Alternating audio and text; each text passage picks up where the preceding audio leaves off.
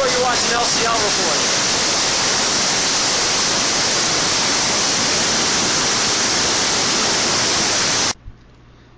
I fund my reports by selling liberty-oriented jewelry, but I also sell custom work for things like charities or religious items, to even a pearl line.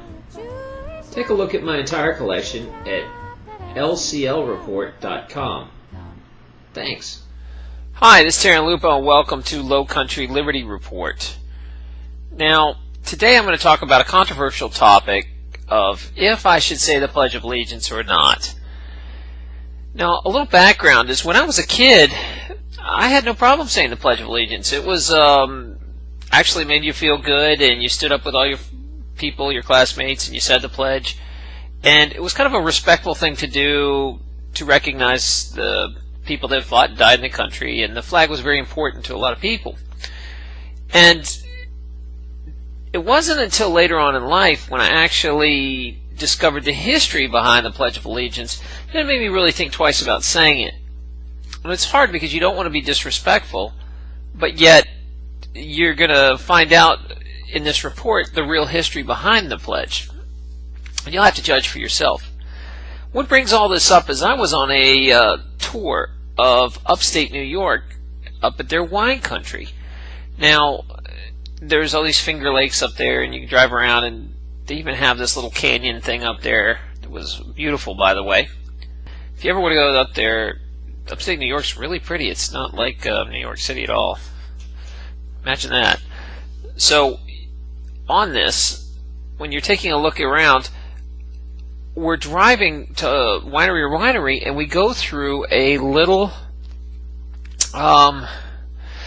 town where there's all these signs that say birthplace of Francis Bellamy. Now, Francis Bellamy was the writer of the Pledge of Allegiance. It was about the mid-1800s. People were actually educated by apprenticeships. They learned at home. They learned from other people at their jobs. Kind of a more natural way of education.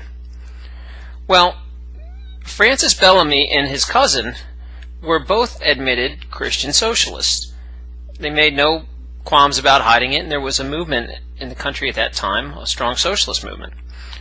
They wanted to, well, first of all, they were flag salesmen. So they're trying to figure out a business move on how to sell more flags. And they start selling them to elementary schools, and they're trying to push where they can have a couple, I think it was like 26,000 schools, all have at least a flag. So at the same time, they released this little youth manual that explains how to do the Pledge of Allegiance. Now, he wanted to, in his later writings, Bellamy was talking about how, he favored that this would be training for the military and in the socialized school system we have. I mean, think about it. You can't even go to the bathroom without raising your hand. You can't, everybody's lined up in rows. It's a very unnatural way to learn like that. It's not like an apprenticeship where you're actually on the job learning something. It's a militarized way of teaching.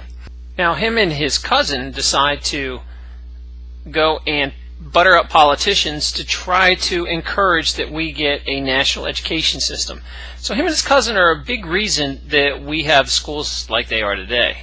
So they go on, and he comes up with trying to sell all these flags all over the place, comes up with the pledge. I think it was his cousin that actually wrote it. And then what happened was this pledge was set all over the country. And at the time, they gave instruction manuals how to do the salute. And the Pledge of Allegiance, you used to not put your hand over your heart. You used to salute it like this, and then you would give like a Nazi salute when it finished what looked like one.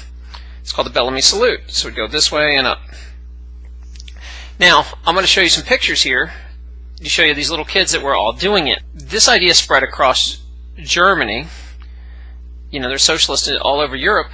And actually Hitler picked up on it and liked the idea, liked the salute, and started using it. Well, that kind of really embarrassed everybody during World War II, and Congress came out with a declaration saying, we can't have this anymore, we're going to put our hand over our heart. And then we continued to say it.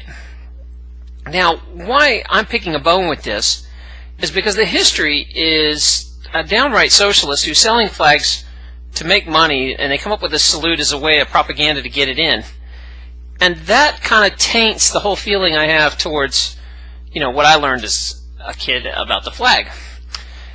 And it's a real confusing thing, because I talk to my Christian friends, and they are really twisted about it as well, because there's that whole worshiping an idol, that whole idolatry thing, that you're saying you're worshiping a flag, a piece of cloth. I know it's supposed to represent something, but that is idol worship.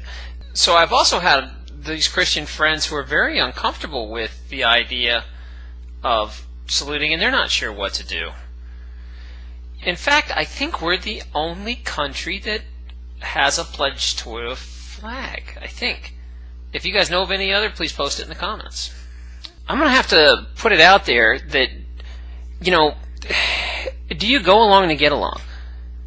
Like, I would go to these civic meetings, and everybody stand up and do the pledge, and you want to be polite, but I don't want to say the pledge, because it's offensive to me. The history behind it makes it offensive. So I'm not sure what to do. You don't want to disrespect people that really believe in this, but you also don't want to disrespect yourself. So I'm leaving it out there to you guys. What do you think I should do? Should I keep saying the pledge just to go along to get along, or should I follow my conscience and not say it anymore?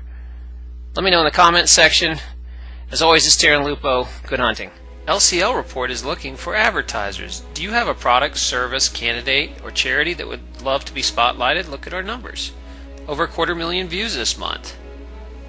Over 700 subscribers this month. Multiple awards on YouTube. Over 500 subscribers to our Facebook group. There's pretty much nothing I won't do for a good story. If you want to know about rates, just email me. So support a business that supports liberty.